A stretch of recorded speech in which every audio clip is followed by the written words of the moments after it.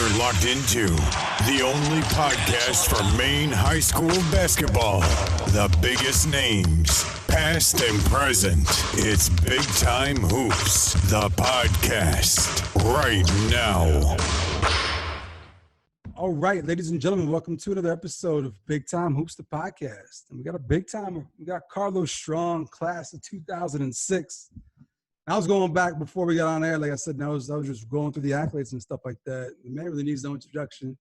But I got some stuff I got to ask you because based on the accolades, there's some things that just don't line up, which we'll get to. But just right off the bat, 2006 state champ, 2006 Gatorade State Player of the Year, All-State, all kinds of honors, went to BU, played pro ball and out in Cali. Carlos, what's up, man? Say what's up to the people real quick here. What's going on, everybody? I appreciate you for having me. It's a blessing. You know, I haven't got to speak out, so I really appreciate you for having me. Absolutely. And I was just telling them, got the best background of anyone we've had on the podcast so far, just representing with the best shoe collection. Real quick, right off the bat, what's the best pair you got, just to kick things off here? I'll say the Hall of Fame, Iverson, just because Iverson growing up for me I wore number 3 for so long. Yeah. I have that. There's only 1996 pairs, so that's a special pair. It's not a J. It's that player was special to me. So absolutely, that was the era right there. I'm gonna go back and talk about the era. So we're gonna go back and talk about the era. So as I mentioned, graduate of Daring, went to BU. Class of 06, so just came up with a really, really good time of Maine high school basketball, just basketball in general. So I want to go back to the beginning. So you said you're out in California now, but let's go back and kind of trace your arc and how you got there. So are you Portland born and raised? Absolutely, 100%. And just like I said, you came up with a great time in terms of basketball. So I'm curious, like, who were like the guys you looked up to growing up? Because there was a bunch of great Portland teams. Right before you got to Daring, just a lot of really good basketball in general in the area. Like, who were some of the guys that kind of got you into the game? Was it like a family thing? Was it just like a neighborhood thing? Like, what was it for you? Yeah, it was a neighborhood thing. Like, my mom and dad always just wanted me in sports just to be out of trouble. So they had me in every sport you could name, and some of them I were good, some I wasn't. And they used to bring me to basketball games, and I would see, that's the first time I saw Robert Pillsbury. Like, my dad would always talk about him, and then seeing him shoot them threes, and I'd be like, oh man, this all right. And then Chris Markwood, he was amazing for South Portland. Then people don't know, but my cousin is Walter, so watching him grow up and just play, like, his bounce was unbelievable. Like, and then him being a 2-sport athlete, I was like, man, maybe I can get busy, but I just didn't have that dedication to be great at 2. I was solid at 1, and I made sure let's be solid at 1. Nick Cantor Medley, he was good. Jamal Katarina, anybody that really played in my neighborhood. Then you had just neighborhood competition. Like, the fastest dude on my block, my next door neighbor, was Mike Joyce. Like, dude was unbelievable. State champion in the 200, I think. Just an absolute lightning bolt on the football field. So we were always playing sports, and it was just a super competitive neighborhood. My brother played a little bit of basketball, but he wasn't that good. So, but he would beat me at the yard. So, he would say, like, yeah, it doesn't matter. I can still beat you. So that was always my pedestal to be better. Like, this is my competition right here. No shortage of talent, that's for sure. A lot of guys to kind of measure yourself against growing up.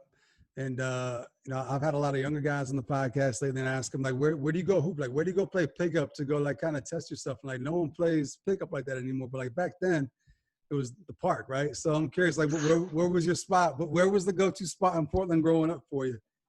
I used to go anywhere my dad played. Like, my dad was a bucket. He just didn't play. He was a football player growing up. He's from North Carolina. So in the South, football is it. And that was his thing, but he could hoop. Like, he was a bucket. So he played in a bunch of men's leagues, and then Payson Park was it. They had the cage growing up. The Celtics sponsored the court.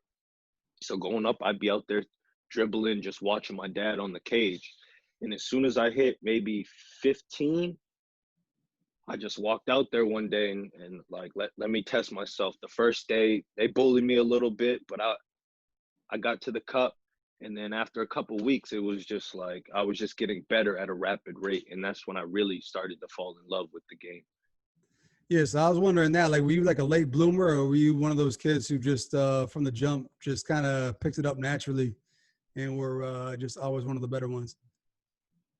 I thought I was always solid. I thought I was always good, one of the better players, but I just didn't get my credit. So, but that never bothered me because I'm a certified winner. Like I won, come on the scene, AAU scene. I won a state championship in 4th grade, right from the get-go. So I knew that, all right, well, this is the stepping stone. Like this is my first plateau of, stepping onto the stage. Boom, I did my thing against, players. I'll talk about guys like Tommy Bragg, who were good coming up, Mark Bowden, guys that just came out of nowhere and were, oh, he's the best player. But I had been around and I'm winning state championships and games. And I'm like, okay, whatever. I'll get mine eventually. Yeah. And it was every year, like it was new guys. And some of these guys became my best friends. Jeff Manchester, like probably the best scorer I've ever played with. But, when it comes to winning and stuff like that, it was just different with me. Like I love to win, and people might have associated my competitive drive for being just a jerk because I wanted to win more than anything. Like Right. I'll get mad, I get upset, but I want to win. Like after the game, I might not talk. Like I'm one of those people that have like an alter ego. I'm quiet when you first meet me. I don't say much, but as soon as you step me on that court, it's who is this guy? He is an animal. He might not shut up. Like I'm talking, I'm active, I'm playing offense, defense. Like I'm not just a one tier guy. I get after it and I love to win. So I think that was just always my thing. You mentioned a bunch of names right there just off the bat, people you kind of grew up with, and you mentioned AAU ball. So I'm curious, like, who were some of the kids you ran with prior to high school? Because there's such a great collection of talent in that area where you guys could probably team up young before you guys each go your separate ways to your own respective high school. Who were some of the names that you played with back then? Honestly, I created my own team. Like I was hopping around. I started with my boy Mike True, but they were older, so they had to go up, and I just decided to play down. So then I started a team with Patrick Walsh. We played 1 year with them. Then I went up to Buxton or somewhere up there. Brunswick. Boom. All right. I was playing up in Brunswick for 1 year, and then my dad was like, I'm tired of traveling. We're starting our team. Went on the AAU clearinghouse when they first started it. Called everybody from the clearinghouse. Started the team. We're out there collecting coins, doing whatever we could. I forgot where I was going. Say that question one more time. Just who were some of the kids you were running with, like prior to high school, like on the AAU? Okay, yeah. So we had a clearinghouse. So I wasn't really running with people other than once we started the team, this was 7th grade. Joseph became one of my brothers, lived with me off and on. My cousin Martin, that was one of my go-tos. And then it became Jeff Manchester. He was like the hidden gem we found from Gorham. Like he was just, we seen him at all these tournaments. He's playing with my old AAU team, and he was good, but I was like, this dude he's different. He gets a lot of buckets. Like, I'd never seen anybody. Like I thought I got buckets. Like my reputation was, yeah, he doesn't pass. I didn't care. But he got a lot of buckets, and my dad somehow got him on our team. And like once it was me and him together and Joseph, it became a dynamic trio. And then you had the big fella Martin, who was getting better every year. It was just like, all right, we're gonna play together other than high school, but for me, Martin and Joseph, we wanted to play together. So I went to the initial goal. It was me, Martin, Joseph going to cheverus. We all went to orientation. We did the walk. So we signed up together. And then, my cousin backed out, was like, nah, I'm cool. Like maybe right before it started. And then, I just said, I'm already here. Like, whatever, let's try it. So that was that. I mean, I really had nobody that I was like really running with, but those 4 guys, those were my guys. So how long were you actually at Shepherd's for? Were you there for even like a freshman year, or was it just like a little 2 years? 2 years? 2 years. I didn't know that. There we go, learning new things. So I played, and I'm a little upset about that. Like people don't ask me a lot about cheverus, maybe because they don't know that I went there. But maybe you said I was a late bloomer, but I should have been. If I would have went to Deering, I would have started. This is a known fact. No disrespect to one of my good friends, Tim Miller. He was a great player. He was great. He won a state championship with me. He started, but he wasn't a point guard. He was just filling in for someone that got hurt. He did a great job, but I was 5'7", 5'8". That was my natural position. So I went to cheverus, played on the freshman team, JV team, 17-1 on the season. Didn't get called up, leading scorer, but I was small. Next year, I'm starting. I forced my way on there, but I was good. Like there was just no way. You could say, oh, he's not a good player. He's not eligible to start. Austin DeAngelis was out of there. So, once he was out of there, opened the gates for me. I'm a point guard. Boom, I play there. We go 17-1, losing the Western Maine Finals. I have a good game. I have to go reassess everything. And, I left the school before I told my dad. I just, Bob Brown taught me one thing, and it was to look somebody in the face when you're talking to them. So I had to, dig down deep one day just in the middle of class, going in between classes. And, I just was like, I don't think I'm going to be coming back here again. And this was before the awards banquet. This was before anything. I was willing to make that commitment for me because I knew I was better than, those little 6 points a game I was averaging. I knew I was really good. Like he let me go wild on game Portland. We beat Portland at SMCC, packed house. I got to go crazy. We played Biddeford when they had Phil Barassa in that squad. They were really good. Beat them at McCauley, let me go crazy. I fouled them out with 5 minutes left in the game. Just big games, he let me go crazy. But when it came down to it, he just wanted me to be a pass first point guard. And I just was, I wanted to get a Division I scholarship. Yeah. And I just felt I was on the path to more like a Division III. I'm surprised you went to cheverus to begin with, because you mentioned how Walter's your cousin, and just had some really, really good Deering squads with Cannon Medley and Jamal Caterina and Walter. Like I would have thought that would have been the natural transition for you to go straight there, but you went the cheverus route. So I'm curious, how come it wasn't straight to Deering freshman year? Well, I had an older brother. People don't know that either. We have a different last name.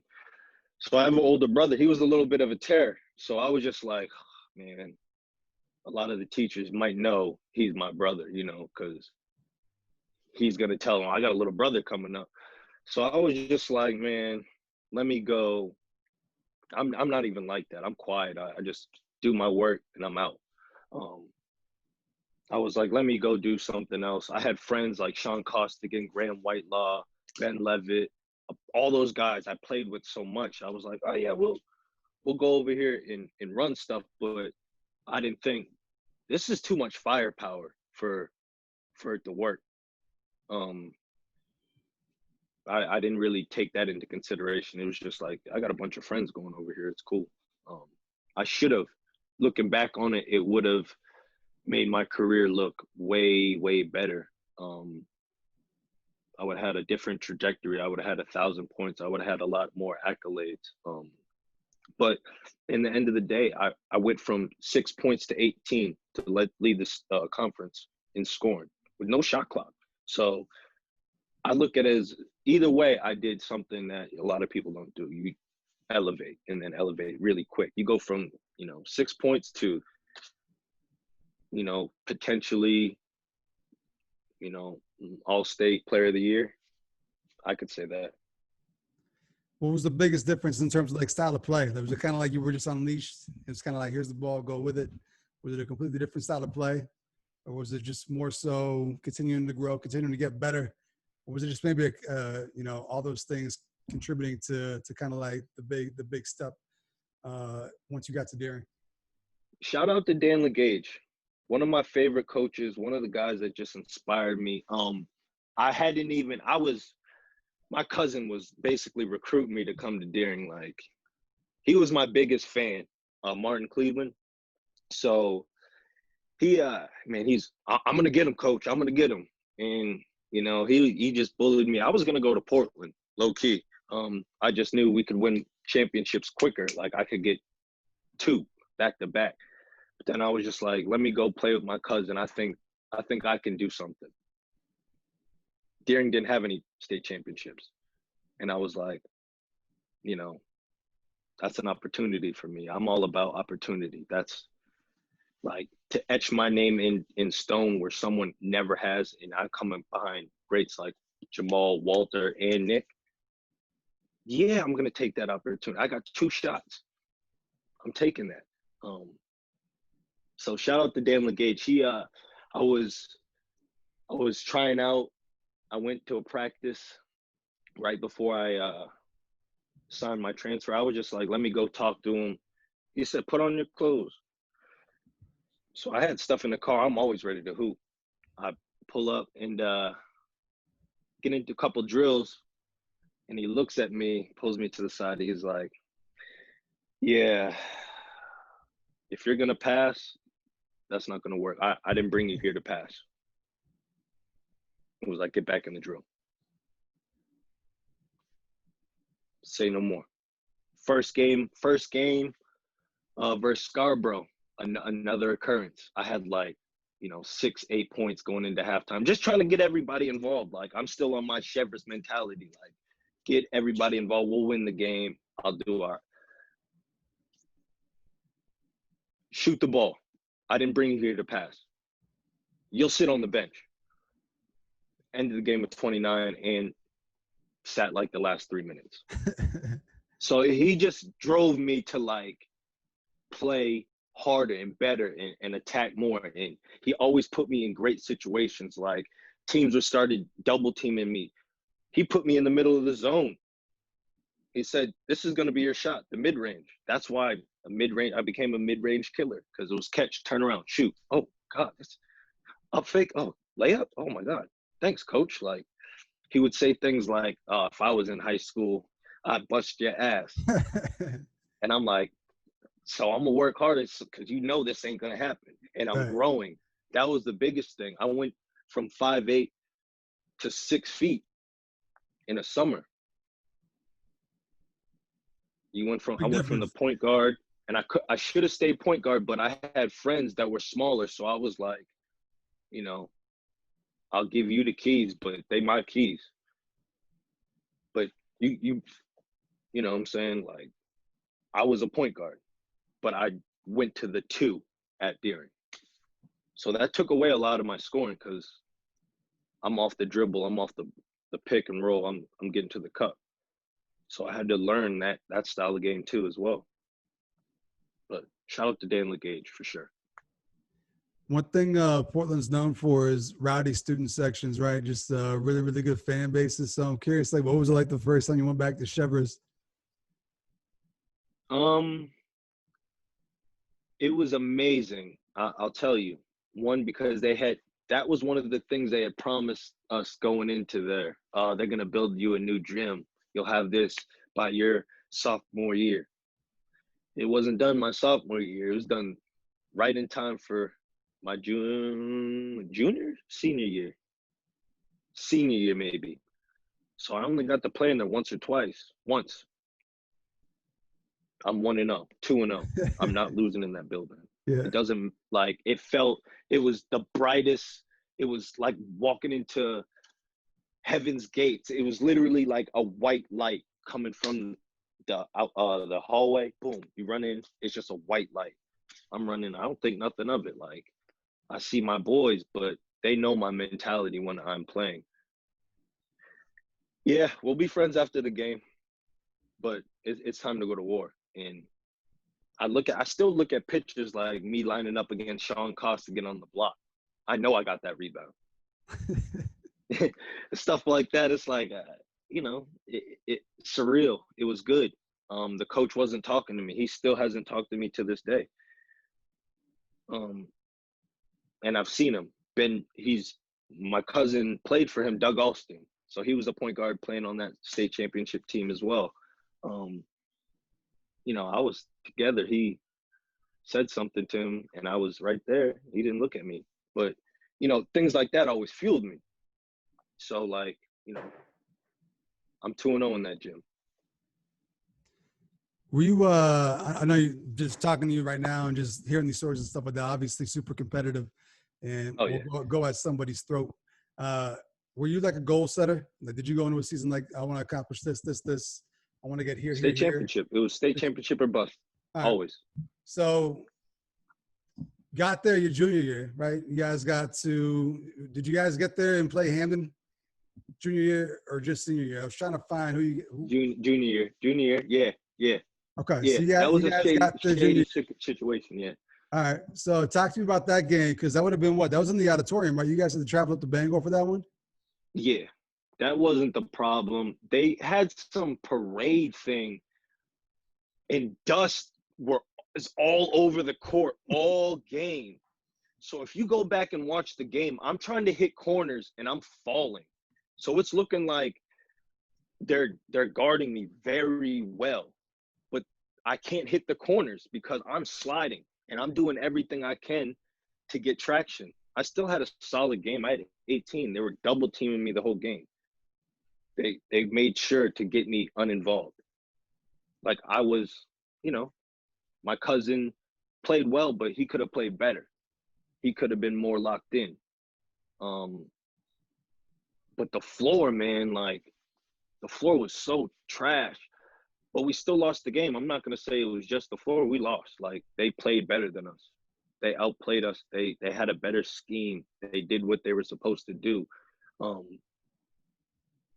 You saw it was a low-scoring game. It was 45. They won by 8, 10. It wasn't. It's not a pretty game. It wasn't an exciting game. Nah. Yeah, we were an exciting team, so they slowed us up. Yeah. Then we get back to the senior year. There was no chance. I was losing. I had 2 points at halftime, and I was just so in my head from last year. It was a rematch, right? It was Hamden again, right? Yeah, and they're on our court. There's no way I'm losing to these guys. I lost in AAU sophomore year to them. I'm not losing all these championships to these same guys. I can't do it. So I couldn't score like I wanted to because they were double teaming me. They're putting the traps. They were getting busy. They had a great scheme, but I started locking in on defense, and I ripped the guy at half court. I look up. I think I'm getting a layup. My boy J-Rock Joseph, he's already at the hoop streaking. Boom, layup, assist for me. And people might say, "Oh, you only had 9 points in the state championship." Okay, I had 18 the year before and I lost. Yeah. I had 9. They're double teaming me. There's no shot clock. We scored 45 points. So if me and Joseph have 25 of our 45 points, that's 50%, more than 50% of our points. I'm cool. I know I contributed. It was just, it was one of those games, but I wasn't losing. I'd rather score 1 point and win, because that was history for Deering. First one, right? Had to do it. First one. I'm curious too. So obviously you got better every year. How hard did you attack your off seasons? I'm guessing coming into senior year, the only goal was a state championship. So I'm guessing you busted your ass that off season. But I'm I'm wondering, like, how hard did you actually attack your off seasons? Was it always the same? Was it adding new things to your game? Was it just playing and getting better overall? Like, how did you actually approach it? So I played. I didn't know about training. I would go out in the yard. I'd be out in the yard working on moves. I need to get this. I need to get that. But I didn't know it was training. Yeah. My dad built a court right in our little driveway. So I was always out there. Snow, move that snow. I'm building a path. Chain. I put a chain there just so I could have that feeling. That like when you shoot outside, no better feeling. So it was always just I wanted to get a new move. I wanted to have a dribble package. I went to like me and my boy Huff went to and one year and like went and watched that up live. So that's why I got a nice little crossover behind the back. It wasn't training. I guess it was just I wanted to add stuff in my package. I saw you go to nationals and you see these other kids, you'd be like, yo, we're not playing like that in Maine. Like we're basic. You see kids going around the back, getting busy. And I'm like, oh, okay. It's bigger than where we're at. So yeah, I always just wanted to be better. I wanted to be the best thing smoking. And I didn't get that till my senior year, but that was all the work. Like I'd go out and play anybody one-on-one at any time. I'm going to find any basketball game. Like hooping was for me. I was just looking to get better, and I thought playing versus better competition was the way back in the day. And that definitely helped me. It just, toughened me up. There had to be guys you kind of looked up to as measuring sticks, right? Like, if I could beat this guy, then I'm going places. Like, did you have like that person who was like, I'm gonna go battle this guy, and he's gonna make me better? Like, did you have like that measuring stick, or was it just anybody and anybody, everybody and anybody? Yeah, anybody they said was better than me. Anybody. They started what was it, the MBR, the basketball report. Yeah. They had those blogs and you go in there and see where you're at. Oh wow. Who is this? And it would be every year I'd be like 9, 17, and I'm like, who are these people? Where did he find these people from? And no, they be good though. Yeah. Don't get me wrong, they're good. They're probably like, who's Carlos Strong? Same thing. But then guys I played with like Brian Barr, who won Mr. Basketball. Like we never were in the same status. Like he was what? Class B, C, family? B, yeah. They changed all that up now. And but we played them one time. We matched up well, but we beat them by 20. So it didn't, my 24 and his 24 just canceled each other out, but we beat them by 20. So it was not like, but in AAU, yeah. I was going at anybody, and I knew that I was kind of different because they would call me to play on different teams. Maybe I was just the token black guy. I don't know. I could have been, let's bring them down for a little toughness. Right. But, they're calling me to play on teams. This is how I started, and this is how I got my name around. If we weren't going to nationals, another team would pick me up. I wouldn't ask. They would ask me. Right. So, in just seeing that, like, my dad always tried to humble me. You're not as good as they say you are. You got to keep working. I'm like, I don't care what they say. I'm trying to beat everybody. But he put that dog mentality in me. I was always a little nicer, but as I got older, I understood. You mentioned to the goal. Mark Jacoby, actually, he was the one guy that I never ever got to really match up with when we were seniors, because he got hurt. He tore his ACL his junior, going into his senior year. And then at Maine, it seemed like whenever he was playing, I was hurt or I was hurt, he was playing. So we never really got the match up. Yeah. Past sophomore year. It was always a battle. Like he won state championship our sophomore year, but I feel like I got cheated because he stole my cousin. Like, how you gonna steal my big man? Right. How you gonna steal my big man and have Jordan Cook? Like, and we still lose in the state championship, only by a couple. But had him, Sean McNally, you had every big man you could find. Yeah. To stop little old me. uh, But I did have Jeff Manchester, and he might have got more buckets than I did. So I'll give him that. So much talent, like you said, just all the names you Man. name right now, just talent, Man. talent. You mentioned I'm very tapped into the like who came before me, who's coming up. I always got to support Maine basketball. Like, still something bigger coming out of there. Yeah, I agree. Just wait on it. Yeah.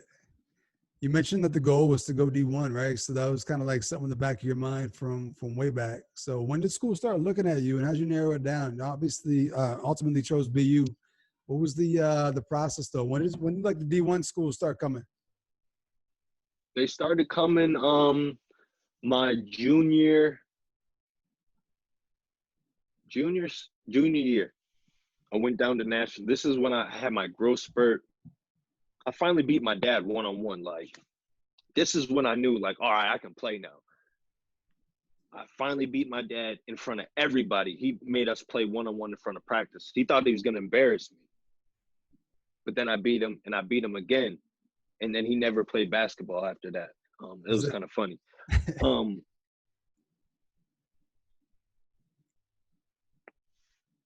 Remind me of the question again. When did just the whole process? Yeah. So when the I beat my coming? dad 16.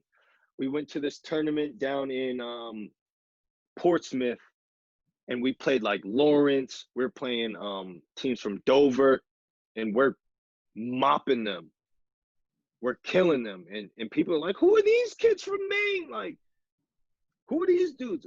And we were killing in a small little tight gym. It was a shooter's gym, literally. It was a shooter's gym. You go in there, and if you could shoot at all, you could pull up one step behind half court. So that tournament, it was like, who was that? UNH started calling me. Phil Rowe. He was on me first. Boom, boom, boom. And then he left to go to George Washington. And then it was a bunch of schools recruiting me. I didn't go to nationals my sophomore year because we lost. My dad wasn't having that year. So it was really like junior year. Boom, blow up.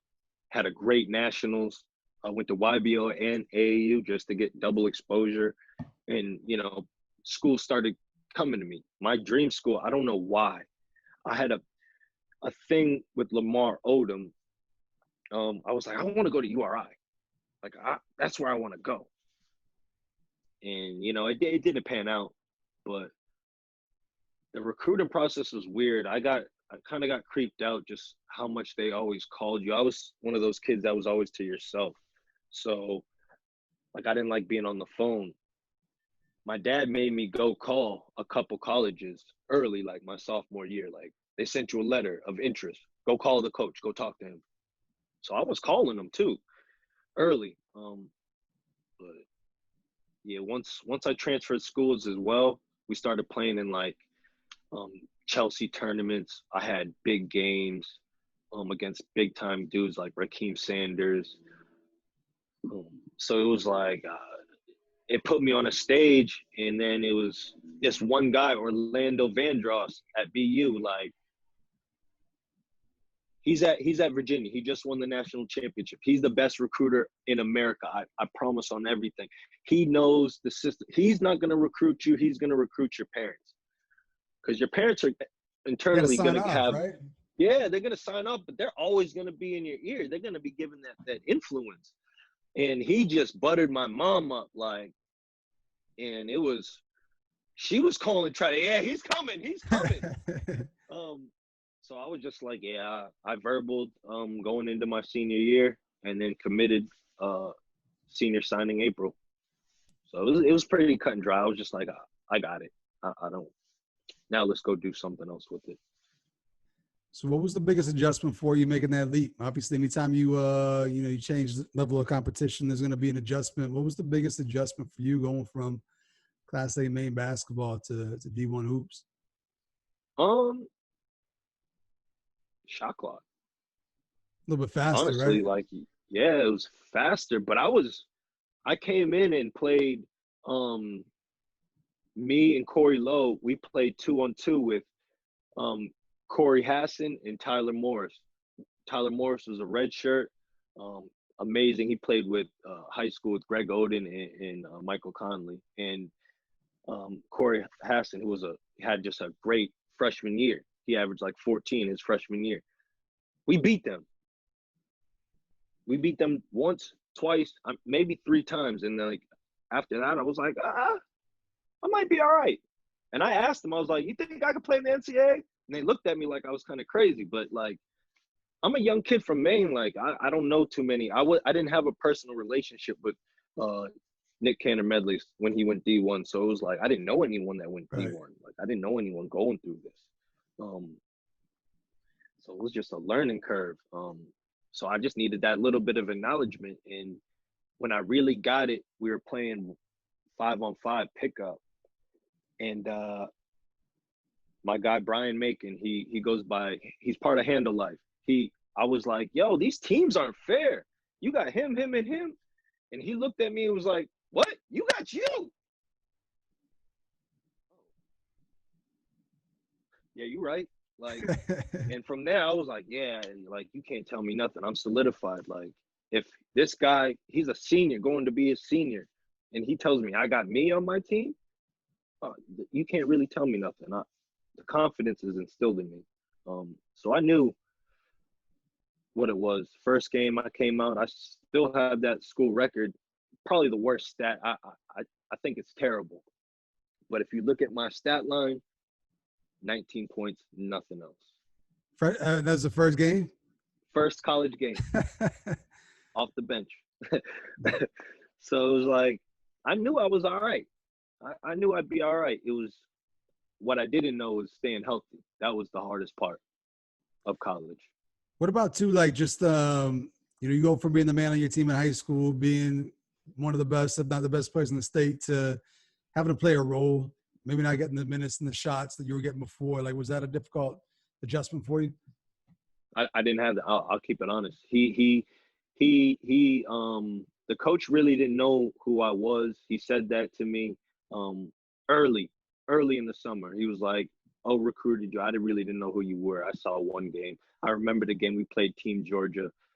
They laughed at us before we came in the game. I seen them. So I remember the game he came to. We beat him too. He told me, yeah, I don't really know you, but you're going to have the green light. So I took that and ran with it. It was just being consistent. Like, that was my only problem. The game was different. Like, I didn't have kids that were like a little bit less better than me, so I could coast a little bit. I had to learn to turn it on every game. That was the hardest part, honestly. But yeah, the learning curve was cool. I knew I could play. You mentioned injuries too. Probably the first time you had to deal with that, right? So what were some of the setbacks, and just probably for the first time in your life, like, battling some serious adversity? Man, I couldn't get, like, I had never had problems being injured, and all of a sudden my knee was acting funny. I should have probably left it alone. Like, I got like Synvis injections. They said to lubricate it so it would be better. I should have just left it alone. I ended up tearing my meniscus on a fast break, just trying to cut the guy off, get a layup by myself. I tore it then, and then I sat out for a couple weeks, played, had surgery, came back the next year. Like, it was never right. I still had like a cyst, but I was like, I need to play. Like, I can't sit out. I don't think he's going to redshirt me. Like, I was just desperate. I didn't play as well as I wanted to. Like, John Holland came my sophomore year. I got hurt. What'd he do? The first game, he had like 37, 38. You know, as a competitor, I'm like, how am I going to get back on this court? He's got it. Yeah. He's got it. I know it. How am I going to get back on that court? So it was like knee injury after knee injury. I'm like, dang, I got to reinvent myself. I got an opportunity when they fired the coach. I love Dennis Wolf. Like, he took care of me. It was just like, we didn't perform. So that's what it was. But I just think it was the offense. We were too slow for what we had. We had, Stallions. They recruited Stallions. Once we got on the break, we could go. I got new life. My coach, I was coming off an injury. He had the same meniscus injury. So like we built a bond off of that, and you know, it was staying down because you know you have those times like my coach was like, all right, I have too many guys injured. Like you go to study hall. You go to study hall. Your friends will be out at 5:30. I was like, for real. So like that made me want to get back in the gym because I can't even go to practice and see my Right. boys hoop. Like the only time I get to see you is at the game. So you look at pictures on the bench, you usually see guys that are suited up on the bench kind of miserable. I'm smiling for joy. It doesn't look right, but I'm around my boys. Like I don't get to see y'all like that. We all got to go to class. Like this is my one time to celebrate. Yeah, it was just staying down and always finding positive in every situation. Like you can never get down. Thought about leaving. I was like, I can't do that. Like you got to thug it out. You're here. You're already here. Like let's do it. So yeah, I say anyone that gets hurt, stay down. Stay down and stay positive. If you do that, anything is possible. It's good. One of the cool things about getting to that level, playing at the highest level, is you get to go places and play against players and stuff like that. So obviously, through you got a chance to travel and see some good players across the country. But looking back on the college years, like maybe it was some teams you played against to kind of stand out. Maybe some players you got to match up against to kind of stand out. Looking back on it now, that for a kid from Maine, that's pretty cool. Jeremy Lin. Jeremy Lin is when Lin Sanity went, I was like, what? He's my grade. That's the Beantown like matchup. We play them every year. He's 1-3 against my school. Like he won his senior year, and it was a battle. Like they just made some great plays at the end. But yeah, like my sophomore year, I came out. I put 20 on them in the first half. 5 threes. I put 20 on him, and they switched him to the point guard, and then he ended up having a double-double in the second half, 20 and 10, as a point guard on him. But he was great, like playing like guys like that. Then my senior year, you're like getting back into it. I'm playing Kenneth Fareed. I knocked Kenneth Fareed out of. They're gonna set the school record for wins in the season. We beat them at home. In the CBI, we played Oregon State, another big school. We beat them. We beat Indiana. Jeremiah Rivers, Doc Rivers' son. Oh yeah. You know, but he was a highly touted player. Like, let alone he's Doc Rivers' son, but he went to Georgetown first. Like, he was still a good hooper. Then we had Jared Cunningham, who played at Oregon State and in the league for a long time. We beat him. He was only a freshman, but still, he had 20 in that game. We beat them at Oregon State. Just games like that, being in big games. My best game, though, I think, playing number 2 Pitt, number 2 on TV. I had a good game. We got smacked. Those but Pittsburgh teams were showcase nasty. my talent. I had 24. Like, we don't have a big man like that. We're sophomores, freshmen. Like, we're not supposed to be, battling like that. We had a good game. Like, my man John was showing his glimpses. And it was just like, man, I had 24 on the number 2 team. Like, I'm sending my family clip. Yo, watch this clip on ESPN. Watch this clip. Look at that pull up. Like, that was cool for me. That was super cool. Honestly, one of the best things too is being in the video game. Before they knocked it out, I was in the NCAA March Madness. Yeah, so it was like little things like that. It was like, all right, I'm in the video game. That's cool. I made it. Yeah, absolutely. It was cool. You got to go play after college, right? So you mentioned playing pro ball for a little bit. So what was the pro ball journey like for you? Grind. Super grind. People think it's so easy. Like, oh yeah, I'm gonna play overseas. Yeah, man. I got blessed. I have a passport from Puerto Rico, and that doesn't guarantee you a job. I know players that got drafted higher than me didn't make the team. They lasted 2-3 days in a trial. They're cutthroat out there. I went out there. I just played behind the MVP, and I just went out there and battled every day in practice. Like, play 5-on-5. Yeah, I'm on the other team, and I'm guarding them. I'm getting busy. Like I'm showing I could play. I have glimpses. Like I score average like 5 points, but I leave. So imagine playing your last college game and then 3 days later you're playing your first pro game. It was that quick. I was on a plane like, oh yeah, you can leave in a day? I was like, yeah, I guess so. All right, yeah, we'll book your ticket, we'll send it to you. And I was like, dang, I'm gonna pro that fast. Like I had 20, I was telling people the other day, I had $25 in my pocket. Like he was like, yeah, they'll give you a check as soon as you land. I was like, a check? Some money? Yeah. Like, okay. Like it wasn't much, but it didn't matter. Like I went to school, like I didn't go to school to be a doctor. I didn't have dreams like that. Like I didn't have a backup plan. I wanted to hoop. It wasn't, oh, let's go to the league. It was, I got the D1. Now I want to hoop. Now I want to play forever. Like, how am I going to do that? I didn't know about bills. I didn't know about nothing. Finances. I know hoop. So I had to grow up a little bit once I started playing. But yeah, like all I wanted to do was hoop. You mentioned it being a grind. Like, at what point was it just like, all right, like I've done this, you know, maybe I'm tired of it. When did it become kind of like for you, like maybe I should start thinking like life beyond basketball? Like, what was that moment?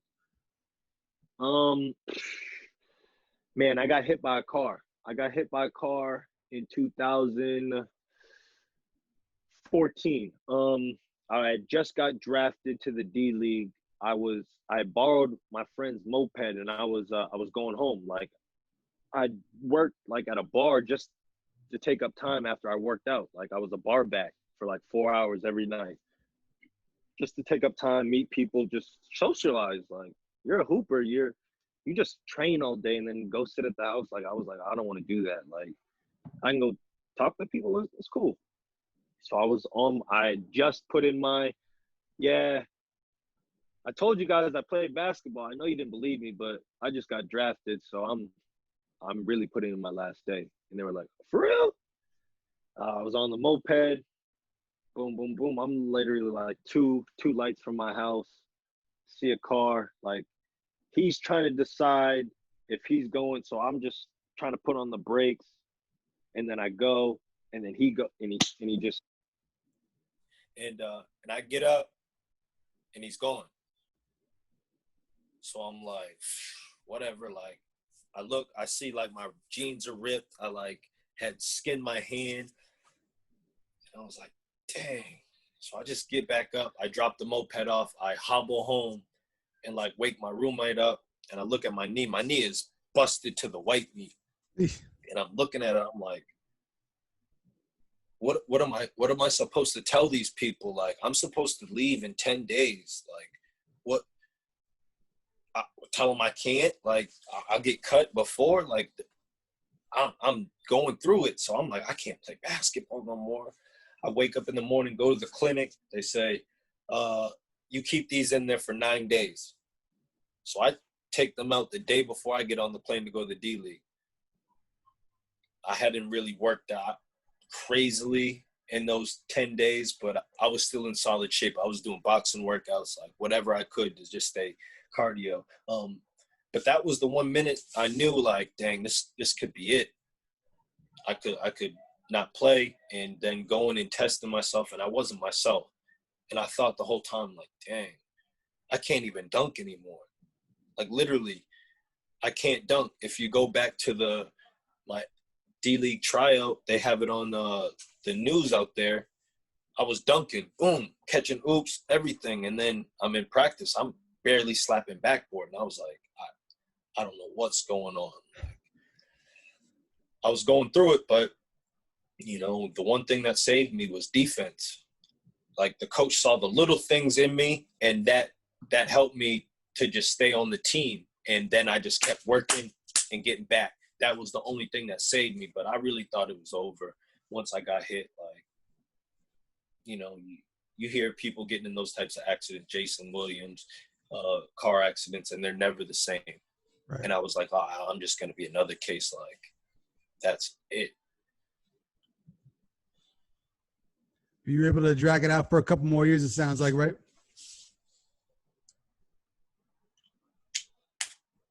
Hold on, my AirPod died. Yeah. I kind of could tell the difference in the audio there, but Speak up. you still good? Okay, we're good. All right. So what was the when was the actual retirement from professional basketball? So It was another injury, and it was like the last. I had 2 knee surgeries in college. I was playing in Argentina, and I remember the play vividly. Big man gets trapped under the baseline. I see him. I'm like, oh, I've made this play a million times. Dart down the middle of the lane, catch it, I'm rising. But for some reason, I turned, like I remember I did something crazy in a playoff game in Puerto Rico. So I was like, I want to recreate that. So I turned like way too hard, and I tore my meniscus, but for the 3rd time. So it didn't really feel like that. But I barely got up, and I was like, oh man, my knee was swollen. And I was like, man, I don't know it didn't feel the same. So I was like, it's not a meniscus. And I played the last 1, 2. So if you look at my stats, they were trash. And people were like, oh, he fell off. No, I was playing with a torn meniscus that I didn't know I had. Right. So I talked to one of my friend's dads, who was a good surgeon in Maine. And he was like, heard the symptoms. Like, yeah, you tore your meniscus. I was like, really? He's like, yeah, I know. And then I was just like, well, it's already too late. Like, I'm playing my 3rd season on it. Like, I'm solid, but I'm not good. I'm not great. Like, I can't last for that long. My knee gets swollen. I don't have the same explosion, but I'm still out there. I'm making plays. But then the last year, I go in, and it was a bad situation. I had a coach that I played for before I got traded to this team, and like he wanted to be a European style coach. So like he wanted to swing it, but some games he would be like, Los, here. And I get busy. Boom. Dunking on people. And I'm like, then the next game he wouldn't give me the ball. And I'm like, so one game, we're 2 and 30 something. And he came in one day and was like, yeah, listen up. Y'all are going to run my plays or you're going to be out of here. And I was just like, yeah, I don't really – you can't talk to us like that. Like, that's not – your plays aren't – your style isn't working. Yeah, the games are close. It's because you're holding the ball. And, like, he took offense to that and, like, traded me. Just traded me. And then, like, 2 years later, he's my coach. And I'm like, I told the team, I was like, why'd you even bother to bring me back? Like, this is just, I already know what's going to happen. Like, this is going to tarnish the way I end playing basketball. I was like, let me play one more year. I had a good last year, made the playoffs, had a solid year, averaged like 10 points. I was like, cool. I can do that off the bench all day. Came back. I played in one preseason game off the bench. We were getting killed, and he just threw me in there. I had 15 real quick. So that was versus the team that won the championship. So, you know, get in practice, I go for a steal. I dislocated my finger. And, yeah, I was trying to play through it, but it was a torn ligament. It wasn't just a dislocation. So, you know, they just were like, yeah, we're going to cut you. Never been cut in my life. Yeah. So that hurt. So I was like, nah, I'm going to stay around for a little bit. I'm going to try out for another team.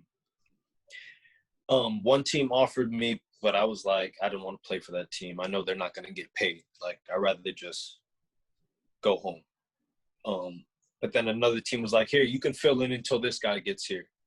And I was like, cool. I always wanted to play for this team. It was like going to play for the Lakers of Puerto Rico. So, like, I went and played for like a month over there, and it was just the best facilities. I took the training. They have their own trainer, like personal player development. I was calling him at all different types of night and day just to get workouts, just so I could learn, because I wanted to transition this into my real life. I didn't know when, but I was like, yeah, I'm gonna steal all his stuff. Like, I'm gonna gain this knowledge. I'm gonna get everything from everybody I can. And as soon as that guy came, they cut me right before. Like, I'm walking in with my stuff to the game. Like, we about to hoop today, but let me talk to you outside. And I was like, today's the day. It was cool, but like, I took it like a man. I did a lot of things people haven't done from where I'm from. Right. Like, you missed on one thing. I won a gold medal for the Pan American team for Team Puerto Rico in 2011. So I played with Carlos Arroyo was on the team, but he got hurt.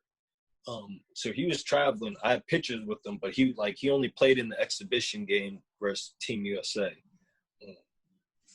But like JJ Barea, Ronaldo Bachman, I got to play with guys of that caliber on the national team and win a gold medal. Like, they've only won 2 in that tournament, and I'm one of them. So it's like little things like that. I'm like, man, I'm mad I went out like this, but at the same time, I'm like, my family members call me legend because they've never seen anything of this, you know, been this close to somebody playing pro, doing all these things. Absolutely. Like, I was like, yeah, it's cool. Injuries, all, whatever, it's cool. So what do you do now? You're still a young guy. You mentioned out in California. Yeah. Now. What's the next chapter now? I'm trying to get into the player development.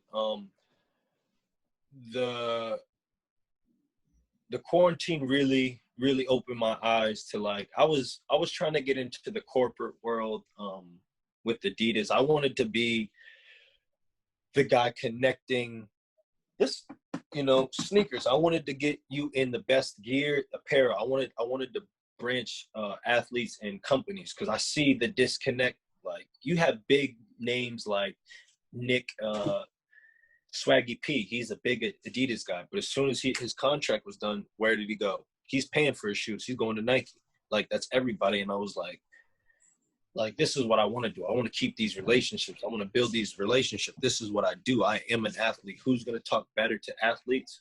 An athlete. I'm going to know your body. I'm going to know what you need. And you could talk to me a certain type of way, and I'm going to understand.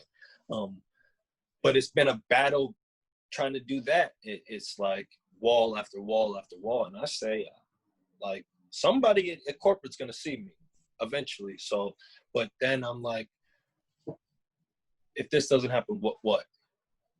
Open my eyes, like, okay, basketball. I need to get back into basketball. Coaching, maybe down the line, but I love seeing kids get better. I love giving kids confidence. It's that, oh man, that you're doing a good job, but showing them how they're doing a good job. Like, look, this was you 2 weeks ago, and now look at you. You're doing the same move fluid, like, and now they got a little swag. And I'm trying to give them the gift that I didn't understand. Like, someone's literally training me every day for free. Like, all you got to do is call me. We're in a group chat. Yo, you free today? Yep. What time you want to meet? Cool. And I got a group of kids like that. And it's just been a great experience. So basketball is next for me. I want to, whether it's here in California or Maine, like, you never know. Like, I want to do something big for Maine, because I just think we got so much talent. We got so much potential up there, but we need to push those lines of, like, maybe get a shot clock, maybe be a little bit more competitive in the youth to drive these athletes in our state and give them more, you know, showcase them a little bit better. I think it would just be amazing. Like, couldn't have said it better myself right there. But having been someone who's won at every level, literally played around the world, played professionally, played at the highest level in college, like, what's some advice? Like, what's the best bit of advice you could give to a kid in Maine right now in terms of, if you want to get somewhere, do this? Man, honestly, stay in school. Like, do your schoolwork. That was it sounds so goofy, but I'm sitting here, I'm hooked on Last U, and I see they're about to. Have you watched it? I've seen parts of it. Okay, so don't look at the coaches. I know it could be like they get into it, but you look at the story of the kids. Like, it's not the talent, it's the school. They don't get it. Like, that's how you go missing. Like, yes, you're loved when you're doing well, but the only way you do well in your sport to move on and excel is get those grades. Like they say, C's get degrees, but a little B will give the breeze. You know, it'll it'll ease things up for you. I say stay in school, do your work, focus on your work, knock your work out, like find ways to get your work done first, and then put a lot of work into your craft. If you're playing basketball, whatever you're doing, podcasting, put work into your craft. Make sure you're trying to put out the best product every time that you touch the floor or even have a chance to showcase it. Maybe you're working out for a friend. If he's putting it on YouTube or anything, you got to showcase it. And young guys, you got an excellent platform right now with YouTube, with Instagram, with Facebook. You can do anything you want if you put your mind to it. So many tools available right now to those kids. Woo! Woo! It's amazing. Yeah. So the timing of this interview couldn't be any better because the Portland Press Herald came out with an article yesterday, and they came out with their top 10 teams of the last 20 years. So I'm going to give you who they put for the top 3. I'm not going to give you the order. I'm just going to give you the top 3 teams, and I want to see if you can properly arrange them. All right. So the top 3 teams they had on that list, they got 05-06 Deering Rams. All right. We got the 2003-2004 Portland Bulldogs.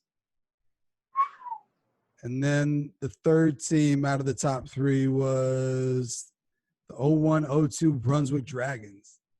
So I'm guessing those are teams that you're familiar with all 3, right? Woo! My favorite player growing up, Ralph Mims. There we go. He was a dog even as a sophomore. Man, I should have spoke on him more. Like one of the biggest legends I ever seen in my entire life. That 40-point streak he went on, and I drove up there for that. Like that 40-point streak he put on versus Bangor. Yeah, that was legendary to go into the state final. Like he did things like, oh man, like he knocked Walter out. He knocked Nick out. Yeah, he knocked those dudes out. Like you're not getting the state championship. Like I watched that. I was front row like, oh man, my boys is he's nice. I'm sorry. Like as a sophomore, they played him his junior year in a preseason game. And it's crazy. My cousin's Walter, but I'm up there cheering for Ralph. I'm like, yo, this dude got some stuff to him. Like he had some stuff that, like I was saying, people in Maine, you don't got. Not like that. He just stood out. Like he was different. He was a Florida boy. Yeah. He was different. So yeah.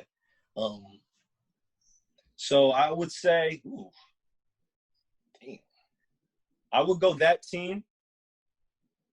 1, that Portland Bulldogs team. 3, Deering 2. Why that Bulldogs team? Because I played on cheverus the year, was that the year I was a sophomore? 03-04. Yeah, it would have been your sophomore year. Yeah. So yeah, I played that team. We almost beat them in the semis. We beat them that year. So I beat that team. So in my personal opinion, I played on cheverus. We were 17-1 that year. We beat them. We were 1-1 then. But yeah, I'd like to hear it though. So number 3, they had Brunswick. And then you guys number 2, and then that Portland team number 1. I get it.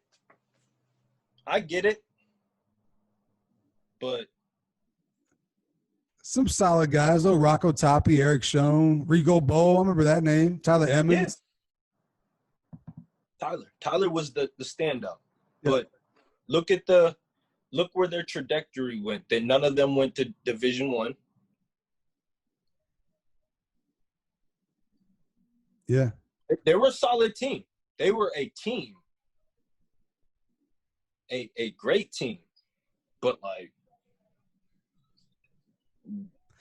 well, the Bulldogs wound up second behind cheverus. So there you go. Shouting out cheverus right there. So all kinds of things learned on tonight's episode right here. This is good. Feel me? But no, Deering, number 2 though. They put you in the number 2 in the last 20 years. Yeah. And that was in the – oh, okay. I didn't know. So I had been arguing for – me and my cousin, we're like, yo, we're the best steering team. I know you guys, Nick, you're great and everything, but look what we did. That's our goal ball. Like, and the crazy thing about it, I don't even think he knows, but John Amable, he lived next door to me. So every state championship came from Saugus Street. Like, he grew up, he was my next door neighbor. He was just a little kid. Right. I seen him ride his bike. So, like, that's all Saugus Street. We're next door neighbors. Like, I look at them as one of the greatest teams too.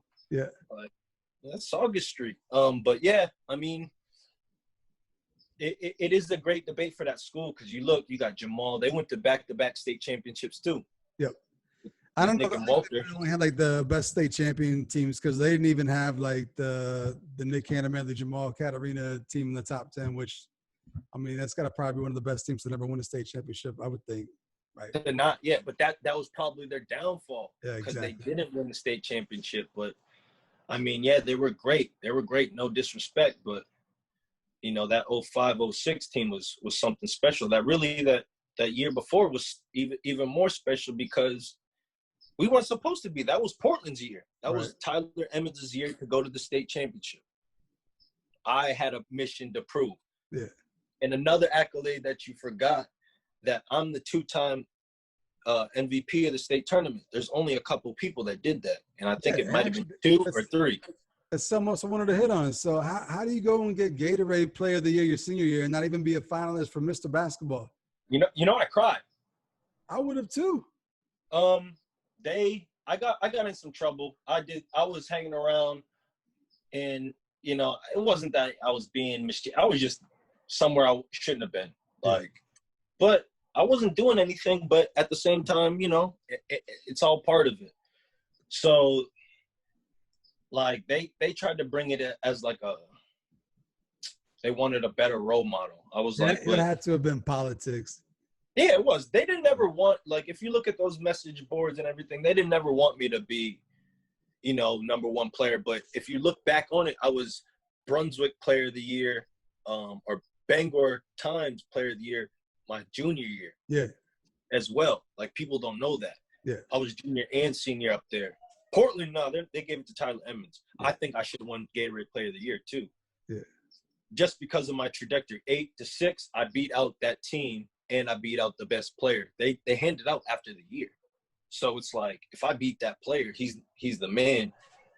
I'm coming in. I'm being the man. I'm first team all SMA too, baby. Like, what's up? So I see Teron Moss won it. I was like, damn, they let people do that? I thought it was only for seniors in Maine at the time. Right. And then they let that thing slide. Yeah. But I mean, you know, it's all love. It is what it is.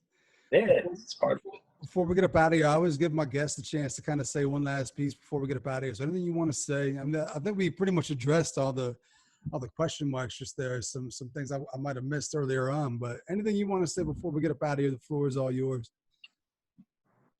No, I appreciate you having me. This has been a great experience. I haven't really got to tap into my high school spirit in a long time and just, you know, talk those battles. Going against some of my guys, Jeff Manchester, I seen him give 40 to Cheverus. That was unbelievable. Things like that. Like, I never got to tap into stuff because I was a fan just as much as I was a star basketball player. I'm driving to games, go see my boy Sean Costigan. Like, he's nice. I loved it. I think if you're playing the game, love it, treat it well. It'll treat you back, treat the players around you. Like, that would be my biggest thing. Like, you know, I was a tough guy to play with. I wish I was a little bit easier, but that was just my winning ways. I think, you know, today's day, everybody's more friendly. I think y'all keep that up. Y'all big each other up and support each other. Like, you can battle, but, you know, let's make something big for Maine sometime soon. Somebody's got to touch. You know, Nick was so close to touching the league, like led the team in the summer league in scoring. Like, he that close. Like, I want to see somebody from Maine do it. Like, celebrate him. Like, yo, we out here. Exactly. We out here. I hope someone does it one day. I hope it's someone from Portland. But if not, it's just somebody from Maine. Like we gotta spread our wings and touch that level. Like we got baseball with Ryan Flaherty, other players. Like we got some football. Why can't we get the basketball? That's the last thing we need to touch on. So all my young fellas, ball up, ball hard, and keep doing it. Even if you go D3, look at my man on the Heat, D3 to D1. Duncan Robinson. You feel me? From Mass. You feel me? Stay down. Just keep working. Absolutely. Great words. Great words of advice right there from one of the best to do it. Carlos Strong, Deering Rams, BU. What is it, BU Terriers? BU Terriers. Yes, sir. BU. He's done it all. He's seen it all. So shout out to Carlos for coming through. This is big. I really, really appreciate it. All kinds of good stuff. Make sure folks go and check out previous episodes on Apple Podcasts, Spotify, YouTube. It's all over the place. Check those out. And we'll see you next week with another big time episode of Big Time Hoops. We out.